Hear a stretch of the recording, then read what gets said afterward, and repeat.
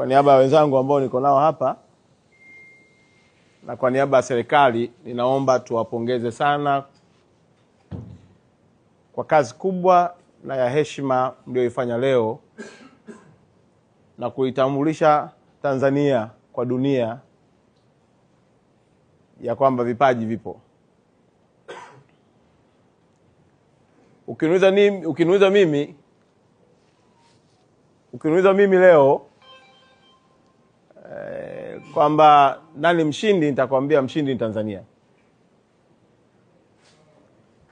Na imani hata Watanzania waliokuwa wanatazama mpira wanajua mshindi ni nani? Tanzania.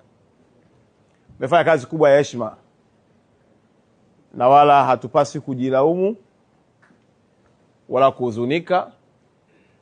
Tumeshajitambulisha duniani ya kwamba taifa letu na nchi yetu ina watu wenye uwezo wa kucheza mpira na kuonyesha viwango vya hali ya juu. Nifurahi sana kuona utulivu wa leo, kwa sababu pressure iliyokuwa pale uwanjani sio pressure ya kawaida, lakini utulivu mliokuwa nao umeongeza uwezo na maturity yenu kuonekana kwa jamii ya kwamba hawa sio timu ya kawaida. Huko mtaani wako natamba, nyinyi 5. Wakikutana na balozi wanambia tunawapiga 4. Wakikutana na nani wanambia nyinyi hatukiwahurumia sana 3. Lakini najua hata leo hii wakitoka watalaumiana. Kwa hiyo tuache wao walaumiane, sisi tumtukuze Mungu aliyetufanya tukafanya maajabu leo kwenye uwanja. Jambo la tatu, nafahamu ya kwamba baada ya ratiba hizi kuna ratiba zitaanza za watu kurudi Tanzania na wengine mnacheza kwenye klabu zenu.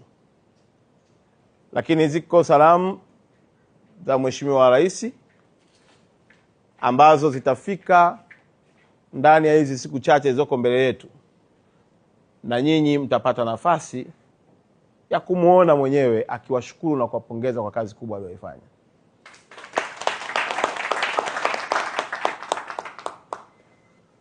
Mheshimiwa Rais kupitia kwa waziri wetu mkuu jana amesikia maelekezo yake na shauku yake, na alitamani leo tushinde ili yeye atoe zawadi yake. Lakini ameniambia nije niwaambie ya kwamba nyinyi ni mashujaa wake na anataka akutane na nyinyi awapongeze yeye mwenyewe binafsi.